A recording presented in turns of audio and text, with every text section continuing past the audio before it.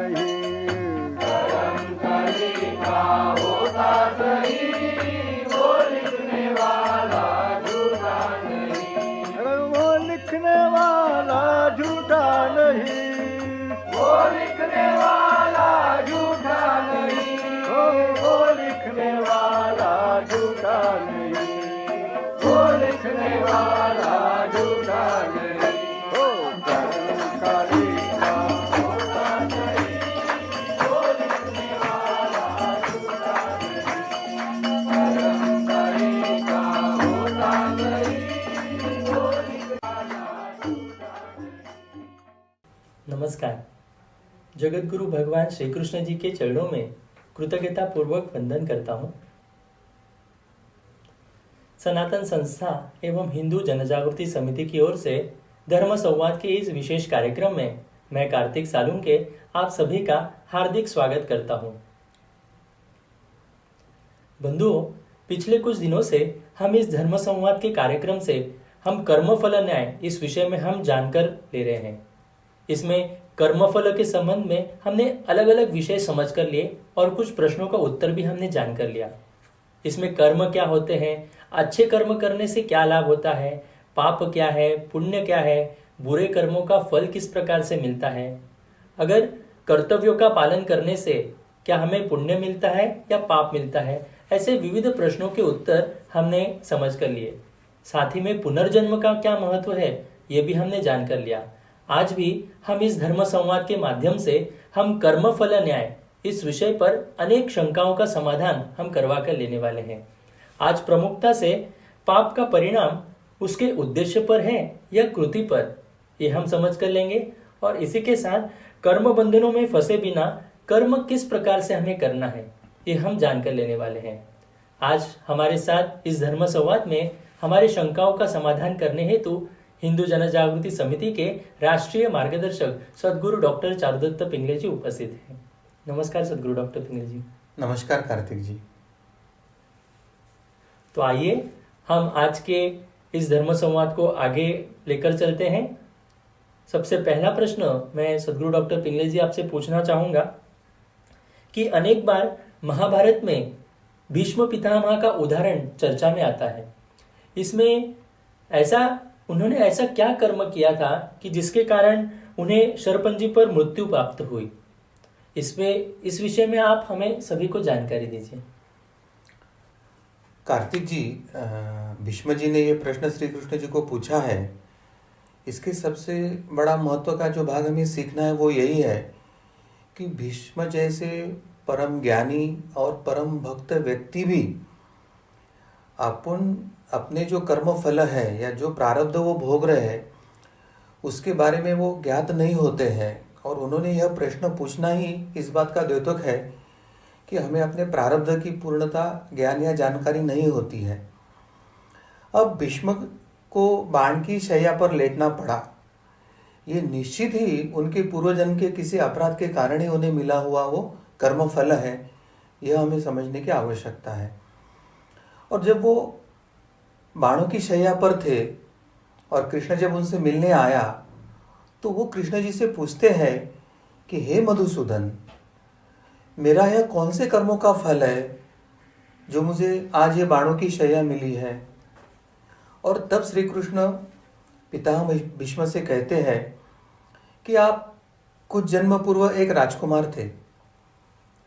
आप एक दिन शिकार पर जंगल में निकले थे। इस वक्त एक केरकेटा पेड़ से नीचे गिरकर आपके घोड़े पर बैठा था। आपने क्या किया कि अपने पास के बाण से उसे उठाया और पीछे की ओर फेंक दिया। और उस समय वह कांटेदार पेड़ पर जाके गिरा और कांटे उसके पीठ में धंस गए। केरकेटा जितना निकलने की कोशिश कर रहा था उतने ही उसके शरीर में वो कांटे चुभ जाते थे। और इस प्रकार वह केरकेटा 18 दिन तक जीवित रहा और कांटों में शरीर फंसने की वेदना को सहते रहा। परंतु उस समय वो बार बार ईश्वर को यही प्रार्थना करता रहा कि जिस तरह से मुझे अभी ये वेदनाएं हो रही है और तड़प तड़प पर मेरी मृत्यु होने जा रही है, ठीक उसी प्रकार मुझे उठाकर इन कांटों पर फेंकने वाले व्यक्ति की भी मृत्यु हो। और फिर श्री कृष्ण भीष्म जी से कहते हैं कि भीष्म, इसी तेरे कर्मों के फल के कारण तुझे इस जन्म में बाणों की शैया पर लेटना पड़ा है।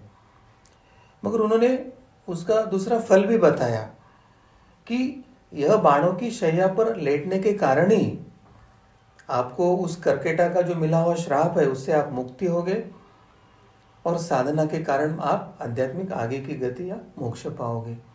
तो इस तरह से हमारे जीवन में चाहे छोटा हो या कितना भी बड़ा हो, जो दुख हमें सहन करना ही पड़ता है और जिसका कारण हमें ज्ञात नहीं, वो निश्चित हमारे प्रारब्ध के कारण ही, पूर्व कर्मों के कारण ही हमें भोगना पड़ता है। जी सदगुरु डॉक्टर पिंगले जी, आपने एक मतलब भीष्म जी के पिछले जन्म के जो कर्म थे उसके बारे में, उनका फल उन्हें मिला, इसके बारे में बताया। तो मेरा प्रश्न आगे आपसे ऐसे है कि पाप में भागीदारी किस किस की होती है, इसके बारे में भी आप हमें जानकारी दें।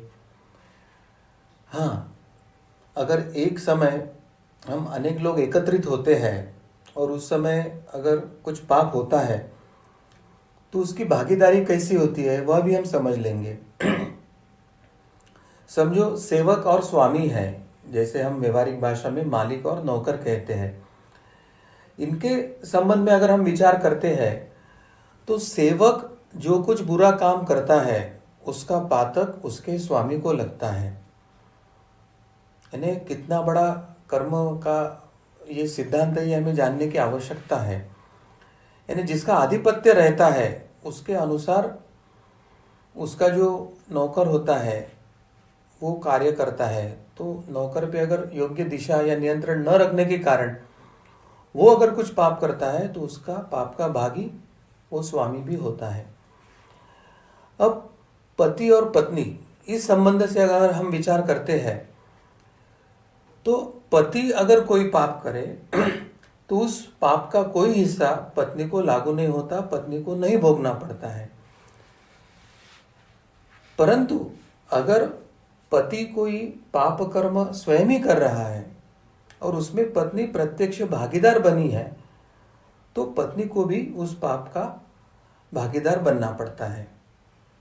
और इस संबंध में आत्मपुराण में एक बात बताई गई है कि अगर कोई अति पापी पति है और पत्नी को बार बार ध्यान में आता है कि पति उसका बड़ा पापी है और फिर भी वो पति को छोड़ती नहीं, पति का त्याग नहीं करती, तो उस पत्नी को भी उस पाप की साझेदारी मिलती है।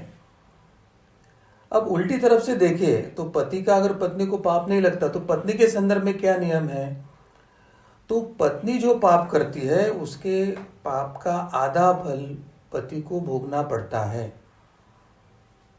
मगर पत्नी अगर कोई पुण्य कर्म करती है तो पुण्य कर्म का कोई हिस्सा पति को नहीं मिलता, परंतु पत्नी अगर पाप करती है तो पाप का आधा फल पति को भोगना पड़ता है। इसका मुख्य कारण क्या है कि पत्नी यह पति के स्वाधीन होती है। धर्मशास्त्र यह कहता है कि पत्नी से जो कुछ पाप होते हैं उसका उत्तरदायित्व पति पर आता है और इसलिए पति को आधा फल भोगना पड़ता है। मात्र यह जो बात है वो पति जब पुण्य करता है, पत्नी जब पुण्य करती है तो उसका फल पति को नहीं मिलता है, क्योंकि पति को पत्नी को सुख देना यह उसका कर्तव्य कर्म भी होता है। तथा अध्यात्म में अंत में सभी सुखों का त्याग करना यह शास्त्र बताता है। इसलिए पत्नी के सुखों में या पुण्य कर्मों में पति को कोई हिस्सा नहीं मिलता है, मगर पत्नी के पाप में आधा हिस्सा पति को अपने आप जाता है। अब संत या भक्त या संत या समाज, इस संदर्भ में अगर हम चिंतन करते हैं तो संत जो पुण्य कर्म करते हैं तो उनका जो कुछ फल है वो भक्तों को निश्चित मिलता है। परंतु संतों की अगर कोई निंदा करता है, समाज में से कोई या उसके अनुयायी में से कोई संतों को निंदा करते तो संतों के संचित में जो कुछ पाप अगर है तो वो निंदा करने वाले निंदक को भुगतना पड़ता है। इसलिए शास्त्र कहता है कि संतों की क्या पर व्यक्ति या परस्त्री किसी की निंदा ना करे। अब कोई उन्नत पुरुष है और उनकी सेवा करने वाला कोई व्यक्ति है, तो उन्नत पुरुषों की सेवा करने वाले व्यक्ति को उन्नत पुरुषों के पुण्यों का फल मिलता है, तो उन्नत पुरुषों का द्वेष करने वाले व्यक्ति को उन्नत पुरुषों के अगर संचित में या भाग्य में कुछ पाप लिखा है तो वह उसके हिस्से में जाता है। और इस विषय में वेद तथा उपनिषद इसमें बार बार काफी कुछ लिखा हुआ है, जिसके कारण हम ये जान सकते हैं। अभी समझो कोई साधक है, उपासक है, या कोई ज्ञानी है, योगी है, संत है, गुरु है, तो उनकी अगर कोई सेवा करता है तो वो इन उन्नत पुरुषों के पुण्य के फल का भागी होता है। और कोई व्यक्ति अगर इन उन्नतों को कष्ट देते हैं तो वह उसके पाप के भागी होते हैं। उनका द्वेष करने वाले जो होते हैं वो उनके अगर संचित कर्मों में कुछ पूर्व के पाप कर्म है तो उसके वे भागी बनते हैं। और अंततः हम संत तथा राजा इनके संदर्भ में पाप या पुण्य की क्या भागीदारी होती है वो हम समझ लेंगे। संतों के तपोबल एवं संतों के पुण्य कर्मों का प्रभाव शासक अर्थात राजा इनकी रक्षा एवं राज्य की रक्षा इनके लिए होते हैं। और जिन राज्यों में राजा संतों का अवमान करते हैं, संतों का सम्मान नहीं करते हैं, तो इसके कारण राजा को, शासक को या राज्य को पुण्य बल का कवच न मिलने के कारण ऐसे राजा पर अनंत संकट आते हैं और उनका जीवन और राज्य कष्टमय और दुखमय होता है। और इसलिए राजा ने सदैव संतों का सम्मान करना चाहिए, आदर सत्कार करना चाहिए और संतों का मार्गदर्शन लेना चाहिए। तो इस तरह से पाप के भागीदारी के कुछ बड़े जो नियम है वो हमने यहाँ पे चर्चा किया है। इसमें और कुछ सूक्ष्म बातें हैं, वो समय समय पर आवश्यकता होने पर हम उसके बारे में चर्चा करेंगे। सदगुरु डॉक्टर पिंगले जी, एक प्रश्न आपसे पूछना था कि जैसे हमारे त्योहार होते हैं, होली का समय आता है, तो होली के समय में बहुत बड़ी मात्रा में वृक्ष काटे जाते हैं, तो क्या ये पाप होता है? इसके बारे में आप हमें बताएं। कार्तिक जी, शास्त्र के अनुसार वृक्ष कौन सा काटे कौन सा ना काटे, या आयुर्वेदिक के हिसाब से कौन सा वृक्ष उसके कौन सी उसके डाली या पत्ते काटे, या पत्ते या वृक्ष काटने के संदर्भ में पाप क्या है, महापाप क्या है, इतना सभी वर्णन सविस्तर हमारे शास्त्रों ने दिया है। हम क्या देखेंगे कि वर्तमान में जो बुद्धिजीवी या सुधार मतवादी या जो धर्मद्रोही संगठन है, या ये जो निधर्मी कहने वाले राजनेता भी जो है, उसमें अभी उन्होंने एक बड़ा नया अभियान चलाया है कि होली में बड़ी मात्रा में वृक्ष काटे जाते हैं, ऐसा शोर मचाकर वो इसके माध्यम से हिंदू धर्म के त्योहारों पर एक आघात करते हैं। वे जनता को आह्वान करते हैं कि वृक्ष काटकर होली करने की अपेक्षा अनिष्ट विचारों की कचरे की होली जलाएं। परंतु होली यह एक अत्यंत पवित्र समष्टि यज्ञ है, यह हमें सबसे पहले जानकर लेने की आवश्यकता है। होलिका देवता का पूजन, इस भाव से हम होलिका मनाते हैं। और यज्ञ रूपी होली में लकड़ियां समर्पित करने पर वातावरण में जो सात्विक स्पंदने फैलती है, उससे वातावरण की शुद्धि होती है और एक समष्टि का एक आध्यात्मिक स्तर पर लाभ होता है। समाज को सात्विकता मिलना और समाज सत्वपरायण होना, ये इतना बड़ा लाभ है कि उसका फल ये नास्तिक है या धर्म न मानने वाले उनको समझना बड़ा कठिन होता है। इससे यह हमको ध्यान में लेना चाहिए कि वृक्ष काटना सामान्यतः पाप होता है, परंतु धर्म कार्य हेतु या यज्ञ याग हेतु जो हम आवश्यकता अनुसार आवश्यक उतना ही जब वृक्ष काटते हैं तो वह पाप नहीं होता है। मगर पाप क्या है, शास्त्रकार है, स्मृतिकार है, वो क्या कहते हैं वो भी हमें जानकर लेने की आवश्यकता है। तो स्मृतिकार कहते हैं कि जीवित वृक्ष काटने वाला महापापी होता है। उसके साथ वे कहते हैं कि केवल वृक्ष काटता है वह नहीं, तो वृक्ष काटने के लिए अगर कोई अनुमोदन कर रहा है तो अनुमोदन देने वाला भी पापी होता है। इतना ही नहीं तो कोई व्यक्ति उसके समीप बैठा है और वो स्वीकृति दे रहा है कि ठीक है आप काटिए वृक्ष, तो वो भी पापी होता है। या वृक्ष का जीवित वृक्ष को काटकर कोई व्यापार करते हुए दिख रहा है तो उसे अगर दिख रहा है और कोई व्यक्ति उसको रोक नहीं रहा है तो वो न रोकने वाला व्यक्ति भी महापापी होता है। और सभी के पाप एक जैसे ही होते हैं।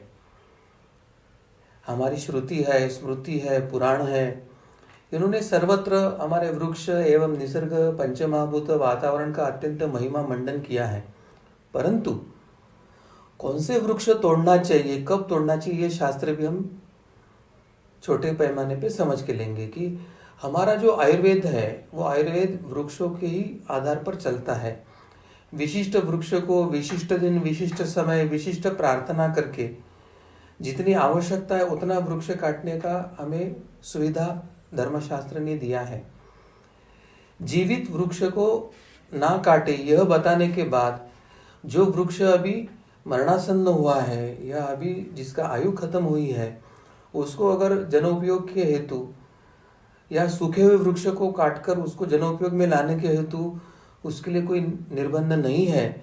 परंतु जीवित वृक्ष को काटकर उसको एक शास्त्र के विरुद्ध अनैतिक दृष्टि से वापर करने के हेतु हमारे शास्त्रों ने उसे महापाप बताया है।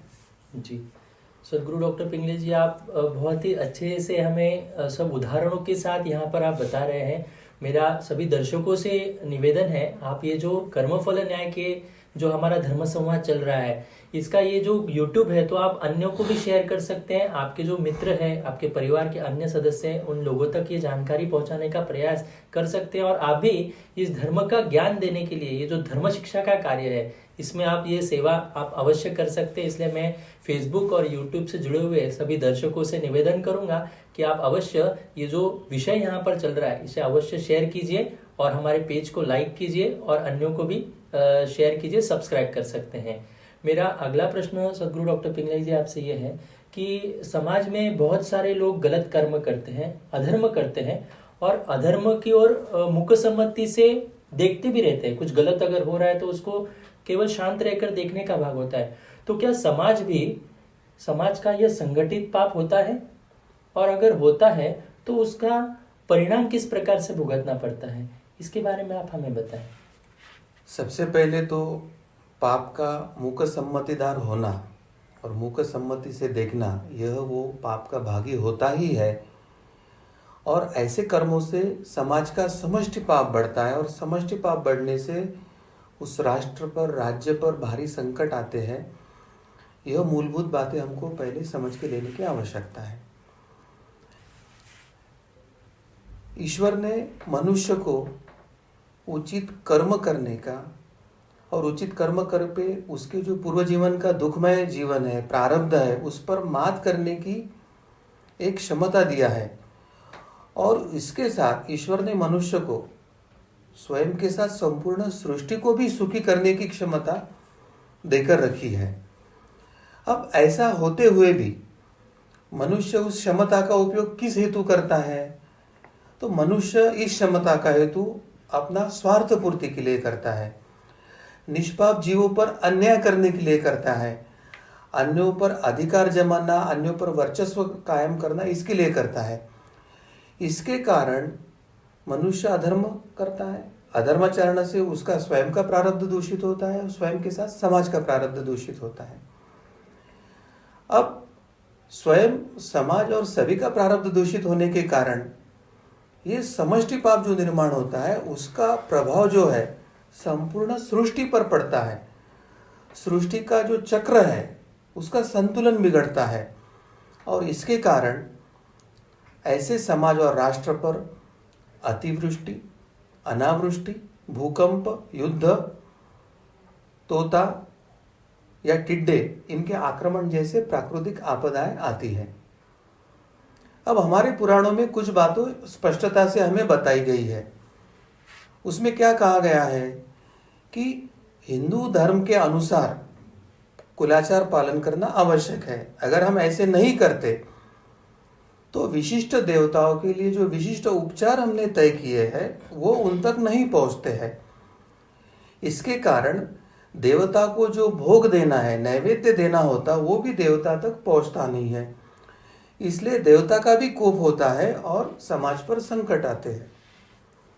और पृथ्वी पर इस प्रकार का जब समष्टि प्रारब्ध का प्रकोप होता है, अपने बुरे कर्मों का, पाप कर्मों का जब प्रकोप होता है, तब गेहूं के साथ जैसे धुन भी पिसता है, उस उक्ति अनुसार समाज के दुर्जनों के साथ सज्जनों को भी इसके बुरे परिणाम भोगना पड़ता है। और वर्तमान जो ये कोरोना का संकट है, ये उसी प्रकार का संकट है, यह समझने की आवश्यकता है।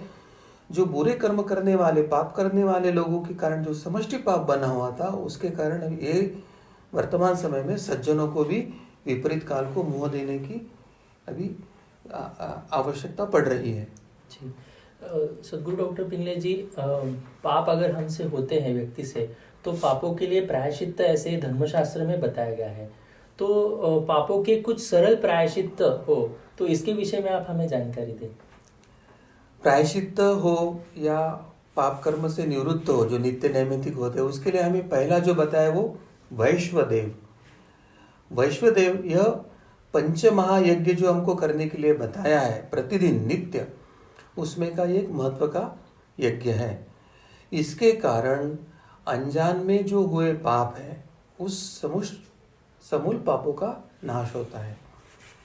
दूसरा जो है विष्णु स्मरण करके प्रायश्चित करना। जैसे हम प्रत्येक कर्म करते हैं, तो जाने अनजाने में प्रत्येक कर्म के समय हमारे कुछ न कुछ गलतियां या पाप हो सकते हैं। तो हर कर्म के अंत में अगर हम विष्णवे नमः, विष्णवे नमः, विष्णवे नमः ऐसा त्रिवार कम से कम विष्णु स्मरण करते हैं, या विष्णु नाम का जब 1,000 बार करते हैं या उससे भी अधिक बार करते हैं, या हम प्रतिदिन विष्णु सहस्त्र नाम का उच्चारण करते हैं, तो ये उच्चारण और स्मरण के माध्यम से भी हमारे बहुत से पाप कर्मों के फल नष्ट होते हैं। अब जो तीसरा उपचार है, उसमें ऐसे बताया है कि गंगा, जो सप्त नदियों में पवित्र पापनाशिनी गंगा है, उसमें अगर हम स्नान करते हैं तो शास्त्रों ने जो 10 पापों का विधान बताया है, उन 10 पापों का नाश गंगा स्नान से होता है। और इसलिए गंगा को दशहरा भी कहते हैं। परंतु गंगा स्नान गंगा किनारे वाले आसपास के लोगों को संभव है, सभी को संभव नहीं। अब इस पर क्या है, तो हमारे शास्त्र ने इस पर भी उपाय बताया है। स्कंद पुराण में इसको एक पर्यायवाचक उपाय दिया है, और समस्त पापों के नाशों के लिए ज्येष्ठ शुक्ल दशमी इस तिथि के ऊपर भावयुक्त अंतःकरण से अगर हम स्नान करते हैं एवं दान धर्म करते हैं, और उसके ये स्नान कहाँ करना है, तो हमारे क्षेत्र में जो निकटवर्ती नदी है, वो नदी के किनारे जाए, उस नदी को गंगा नदी माने, उसमें स्नान करे, वहाँ तिल एवं जल का अर्घ्य दे, तो हमें गंगा स्नान का फल मिलता है। और उपरोक्त जो 10 पाप बताए हैं, वो जो गंगा स्नान से नाश होते हैं, वैसे यह भावपूर्ण अंतःकरण से किए हुए स्नान से भी नष्ट होते हैं। तो इस प्रकार के कुछ जो विधान हमको कर्मफल नाश के लिए जो शास्त्रों ने बताया है, वो हम सरलता से कर सकते हैं। जी, आप सभी ने को बहुत सरल प्रायश्चित के उपाय आपने बताए हैं। हम सभी इस प्रकार से प्रायश्चित कर्म कर सकते हैं। मेरा अगला प्रश्न आपसे है कि पाप का परिणाम जो रहता है, वो उसके उद्देश्य पर या कृति पर, किस पर रहता है, इसके बारे में आप हमें बताएं।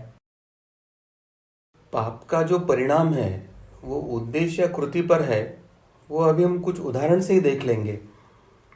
मगर तत्वतः यह हमें समझने की आवश्यकता है कि कृति के स्तर पे जो होता है उसका परिणाम अल्प होता है। उद्देश्य और कृति अगर दोनों बुरे हैं तो उसका परिणाम अधिक होता है। तो ये तत्व जानकर हम आगे की बातें समझ लेंगे। अब सोच समझकर अगर कोई गुनाह करता है तो उसका फल क्या होता है वो हम देखेंगे, तुलनात्मक देखेंगे। समझो किसी व्यक्ति के अंदर ईर्ष्या है या द्वेष की भावना है, और इन भावनाओं से ग्रस्त होकर अगर कोई व्यक्ति किसी की हत्या करता है तो उसको मृत्यु दंड मिलता है,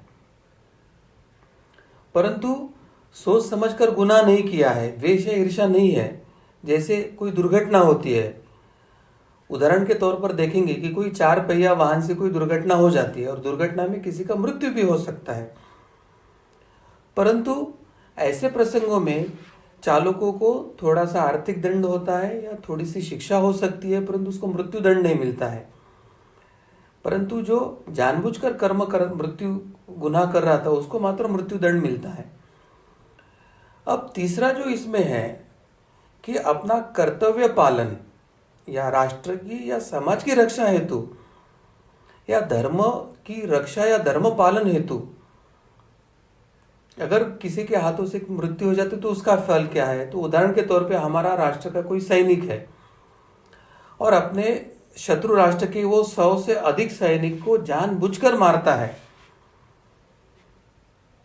परंतु उसको ये कर्म करने के लिए बहुत सा पुण्य मिलता है, क्योंकि वो उसका कर्तव्य पालन करता है, राष्ट्र और समाज की रक्षा हेतु वो करता है, किसी स्वार्थ या द्वेष ईर्ष्या के भाव से वो नहीं करता है। और इसलिए ऐसे सैनिकों को जनता तथा शासन के द्वारा सम्मानित किया जाता है, और युद्ध में अगर सैनिक का मृत्यु होता है तो सैनिक को स्वर्ग प्राप्ति होती है। तो उद्देश्यों के अनुसार कृति तो सभी की सरी की है कि एक व्यक्ति के हाथों दूसरे का मृत्यु हुआ, कृति सरी की है, मगर उद्देश्य अलग अलग होने के कारण उद्देश्य के आधार पर किसी को मृत्यु दंड मिल सकता है, किसी को थोड़ी सी शिक्षा मिल सकती है, तो किसी को मान सम्मान बख्शिश या स्वर्गलोक प्राप्त हो सकता है। अब जैसे सत्य या असत्य बोलना, तो पाप की दृष्टि से तो हम असत्य बोलने के संदर्भ में अभी यहाँ चिंतन करेंगे कि अगर असत्य बोलना क्या हर समय गुनाह होता है या कभी कभी सच्चा बोलना भी पाप हो सकता है क्या। तो उदाहरण के तौर पर अगर हम देखते हैं कि अगर कोई दुष्ट व्यक्ति किसी अच्छे व्यक्ति की हत्या के लिए उसे ढूंढ रहा है और हम उसको उस व्यक्ति का पता बता देते हैं, तो इससे क्या होगा, हमारे खाते में पाप जमा होगा, क्योंकि ऐसा करने से हम प्रत्यक्ष रूप में एक दुर्जन को उसका पाप या गुनाह करने के लिए सहायता तो करते हैं, परंतु एक सज्जन के जीवन में क्लेश, उसके परिवार में क्लेश निर्माण हेतु हमारा ये सत्य बोलना निमित्त होने के कारण ऐसे प्रसंगों में सत्य बोलना भी ये पाप हो सकता है। इस विषय में और एक सत्य कथा हमें समझकर लेनी होगी। एक दिन एक कसाई था और उसके पास एक गोमाता बांधी हुई थी, वो अपना बंधन तोड़कर भाग गई। कसाई भी अपना हथियार लेके उसके पीछे भागने लगा, दौड़ रहा था।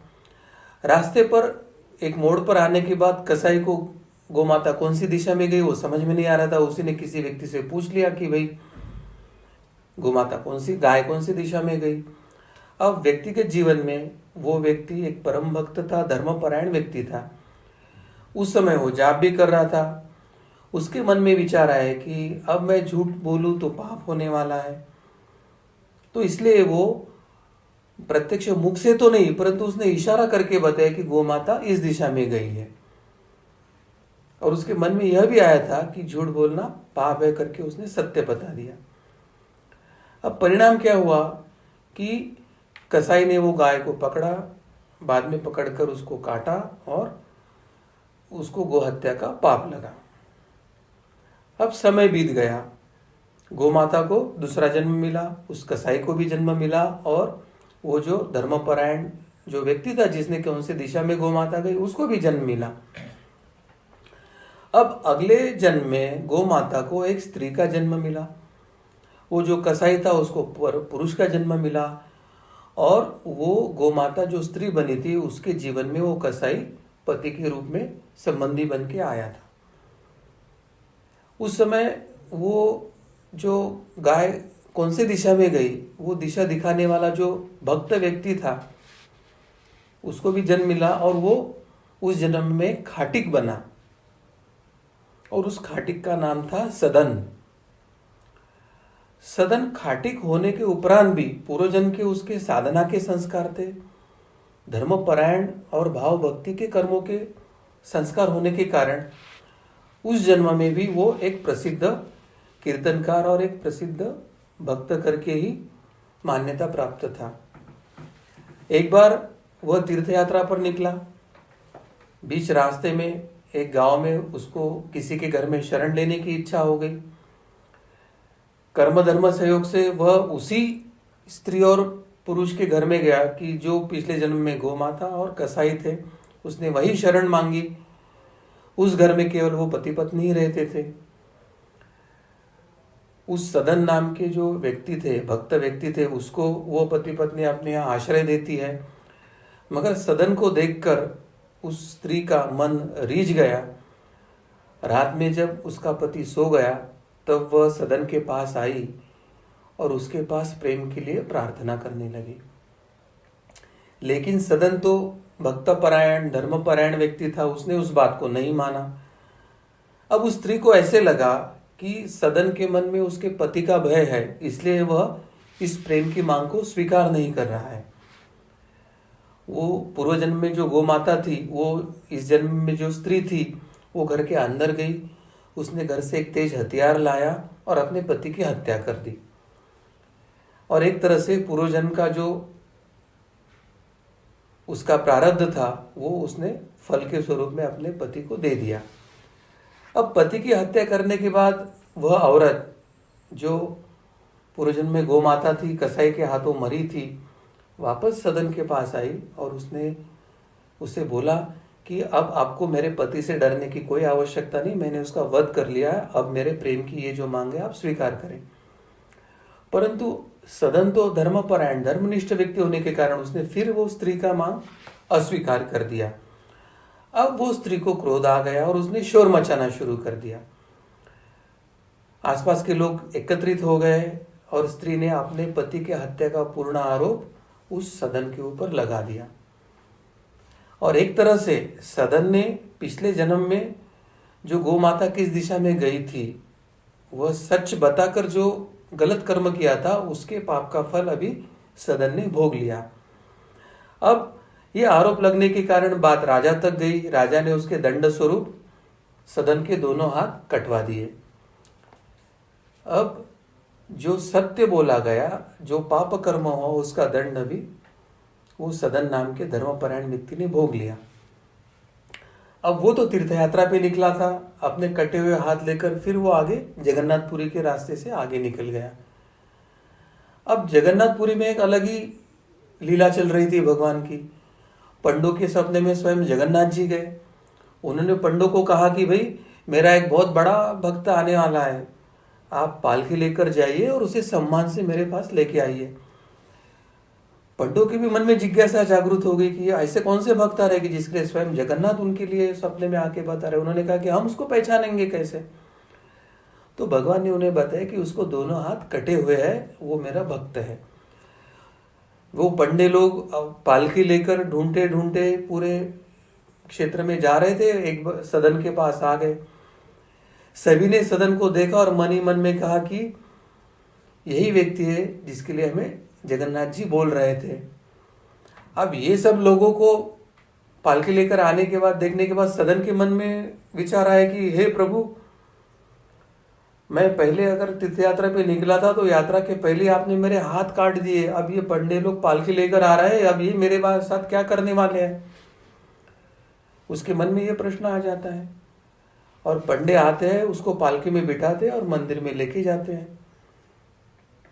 जैसे ही वो पंडे उनको मंदिर में लेके जाते हैं, वहां साक्षात भगवान उन्हें दृष्टांत देते हैं, प्रकट होते हैं और उसको गले लगा लेते हैं। परंतु सदन भगवान को पूछता है कि भगवान ये आपकी क्या लीला है, पहले तो आपने मेरे हाथ काट लिए, फिर पालकी में बिठाया, अब गले लगा रहे हो, इसका अर्थ मैं क्या समझूं। उस पर भगवान जगन्नाथ उसको बताते हैं कि हे सदन, पूर्व जन्म में तुमने इन्हीं हाथों से सत्य तो वचन बोला था, परंतु गाय कौन सी दिशा में दिखा गई ये दिखाया था। उसके कारण कसाई को सहायता हुई थी और कसाई ने जो गोवध किया था उस गोवध के पाप के आप भागी बने थे। गाय ने तुम्हें माफ नहीं किया था और वह स्त्री रूप में जन्म लेकर आप जिनके यहाँ निवास के लिए रुके थे वो वही स्त्री यानी वो वही गौ माता थी जिसकी उस कसाई ने हत्या किया था। परंतु वो सदन खाटिक जो उसकी परम भक्ति थी जगन्नाथ जी के चरणों में, और वो परम भक्त था, वो धर्मनिष्ठ था, धर्मपरायण था, उसके अन्य आचरणों में कोई गलती नहीं थी, इसलिए जगन्नाथ स्वामी जी ने उनके दोनों हाथ वहां वापस लौटा दिए।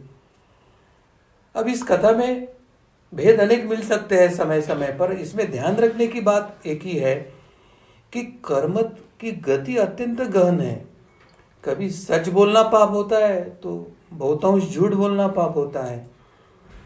कभी गुनाह किसी को मारना यह परम गुनाह होता है, तो राष्ट्र रक्षा और धर्म रक्षा के लिए ये किया हुआ ये पुण्य कर्म भी हो सकता है। तो इससे एक ही बात सीखना है कि हमें कर्म करते समय अत्यंत सावधानी से करना चाहिए, वो शास्त्र और वेदों के प्रमाण से करना चाहिए। हमारे संत या गुरुजन जो हमें दिशा दर्शन देते हैं उस दिशा दर्शन को लेकर करना चाहिए, स्वयं अपनी कोई कर्म की गति ना तय करे, यह इसे सीखने की आवश्यकता है। जी, सदगुरु डॉक्टर पिंगले जी, आपने एक मार्मिक कथा के माध्यम से हमें सभी को ये समझाया है कि कर्म किस प्रकार से हमें करने चाहिए। सदगुरु डॉक्टर पिंगले जी, ये एक स्वाभाविक प्रक्रिया है कि हम समाज में रहते हैं तो अनेक लोगों से हमारा संबंध आता है, हम लोगों से मिलते भी हैं। तो इस प्रकार समाज से संपर्क में आने पर कर्म के विषय में हमें कौन सी सावधानियां रखनी चाहिए, तो इसके बारे में भी आप हमें बताएं। कार्तिक जी, इसके लिए सबसे पहले जो हमें आवश्यक है कि हमारा जन्म किन कारणों के लिए हुआ है वो पहले हमें ज्ञात होना चाहिए। और उसमें का सबसे महत्व का है कि हमारे पिछले जन्मों के जो कर्म हैं उसके जो प्रारब्ध स्वरूप में भोग हमको इस जन्म में भुगतने हैं, उसके लिए हमारा प्रमुखता जन्म हुआ है।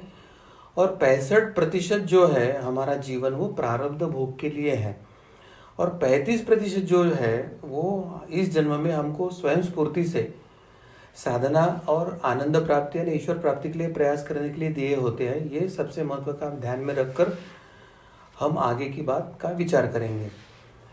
तो अब हम प्रारब्ध से जो भोग भोग रहे वो तो हमारे हाथ में नहीं, मगर इस जन्म में हमारा आचरण कैसे हो, हमारे कर्म कैसे होने चाहिए, ये हमें समझकर लेने की आवश्यकता है। तो हमारे अधिकाधिक जो प्रयास है, हमारे अधिक जो इस जन्म के कर्म है उसमें से अन्य किसी व्यक्ति प्राणी वनस्पति को अनावश्यक वेदना ना हो, उनको हमारे हाथों हमारे कर्मों के माध्यम से किसी को पीड़ा ना हो, यह हमें देखना चाहिए। और यह होता है तो इस जन्म के कर्म के फल जो पाप स्वरूप में निर्माण होंगे उसके लिए अगले जन्म हमको दोबारा लेना पड़ेगा और वो दुख भोगना पड़ेगा। यानी हमारे हाथों दूसरों को दुख ना मिले, कष्ट ना मिले, यह हमें जरूर देखना होगा। अब अन्यों के कारण यानी सार स्वरूप हमें इतना ही है कि हमारे कारण अन्यों को भूल से भी कष्ट ना हो, दुख ना हो, ऐसे कोई कर्म हमारे हाथों से ना हो। अब दूसरी जो बात है कि इस जन्म में जो क्रियामान कर्म यानी जिसको हम साधना कहते हैं, वो साधना करते समय या धर्म कर्म शास्त्र सम्मत कर्म करते समय, क्योंकि धर्म कर्म या शास्त्र सम्मत कर्म करना यह साधना ही होती है, तो उस समय क्या सावधानी बरतना चाहिए वो भी हम देखेंगे। हमें स्वयं की आध्यात्मिक उन्नति हेतु यानी ईश्वर प्राप्ति हेतु निरंतर साधना एवं सत्कर्म करते रहना होगा। हमारे कर्मों के कारण, हमारे साधना के कारण किसी अन्य व्यक्ति के साधना में, अन्य व्यक्ति के आध्यात्मिक उन्नति में किसी भी प्रकार की बाधा ना आए, इसका ध्यान हमें रखना होगा हमारे प्रत्येक कर्म करते समय। अब सार स्वरूप तीसरा महत्व का सूत्र क्या है कि दूसरे जो धर्म पथ पर चल रहे हैं उनको हमें पूरक बनना है। यानी स्वयं के जो अच्छे कृत्य है या हमें जो कुछ ज्ञान प्राप्त हुआ है वो हम दूसरे को सहायता करके कैसे बताएं, दूसरे को दिशा दर्शन या मार्गदर्शन कैसे करें, इस दृष्टि से बताकर उनके धर्म पथ पर हमें पूरक होने की आवश्यकता है। अगर हमें अपने से उन्नत कोई व्यक्ति मिलते हैं, उनकी भेंट होती है, तो उनके भेंट से आनंदित होकर उनके अनुरूप बनने का प्रयास करना चाहिए, उनकी सेवा करने का प्रयास करना चाहिए। अगर हमारे प्रवास में, जीवन प्रवास में, साधना प्रवास में, अगर हम अपने से कोई कनिष्ठ लोगों से जो साधना में हो या अन्य क्षमता में, उनसे अगर हम मिलते हैं तो उनके प्रति हमें संवेदनशील रहना होगा, उनकी सहायता हमें करनी होगी, उनको हमें आधार देने का प्रयत्न करना होगा, उनका जीवन व्यापन सुखमय हो, साधनामय हो, इसके लिए हमें उनकी सहायता करनी होगी। अब जीवन यापन करते समय हम मित्रता किससे करें या किससे ना करें, यह भी हमें समझ के लेना होगा, क्योंकि दैनिक जीवन में हमारा नित्य संपर्क किसी न किसी से आने वाला है। तो उनमें से सभी से मित्रता अवश्य रहे, परंतु मैत्री भाव भी रखने का हमें प्रयास करना चाहिए। उनमें से जो अच्छे सदाचारी लोग हैं, सुखी लोग हैं, उनसे अधिक मित्रता होनी चाहिए। तो दीन दुखी जो है उनके प्रति हमारे मन में करुणता पूर्वक मित्रता होनी चाहिए। जो पुण्यवान लोग हमारे संबंध में आते हैं, मित्र बनते हैं, उनके लिए हमें हर्षित होना है, आनंदित होना है। और हमारे संपर्क में अगर कोई पापी व्यक्ति आते हैं तो उनके साथ अनदेखी करके हम अपने धर्मपरायण रास्ते पर निरंतर चलने की आवश्यकता होती है। जी, सदगुरु डॉक्टर पिंगले जी, आपने बहुत ही आसान भाषा में हमें यहाँ पर समझाया है कि समाज के लोगों के साथ हमें कैसे कर्म करने चाहिए, हर व्यक्ति से हमें कैसे बर्ताव करना चाहिए। हम सभी आपका बहुत बहुत धन्यवाद व्यक्त करते हैं। मैं सभी दर्शकों से एक बताना चाहूँगा कि अगर यदि आपके मन में ये सुनते समय कोई शंका हो, समाधान प्रश्न आपके मन में निर्माण हुए हो, तो आप अवश्य अपने चैट बॉक्स के ऊपर आप लिख कर दे सकते हैं। सदगुरु डॉक्टर पिंगले जी के माध्यम से कर्मफल न्याय इस विषय के अनेक प्रश्नों के उत्तर हमें यहाँ पर मिल रहे हैं, इसलिए हम सभी आपके प्रति बहुत बहुत कृतज्ञता व्यक्त करते हैं। आपका बहुत बहुत धन्यवाद सदगुरु डॉक्टर पिंगले जी। इसी के साथ आज के इस धर्म संवाद के कार्यक्रम को हम यहीं पर अभी समाप्त करते हैं। आपके मन में कोई शंका हो तो आप अवश्य चैट बॉक्स के ऊपर आप दे सकते हैं। आपकी शंकाओं का समाधान हम पूर्ण रूप से करने का प्रयास भी करेंगे। धर्म संस्थापक भगवान श्री कृष्ण जी की कृपा से आज का यह विशेष धर्म संवाद यहीं पर संपन्न हुआ, ऐसे मैं घोषित करता हूँ। नमस्कार। कोई दिन गाड़ी कोई दिन घोड़ा।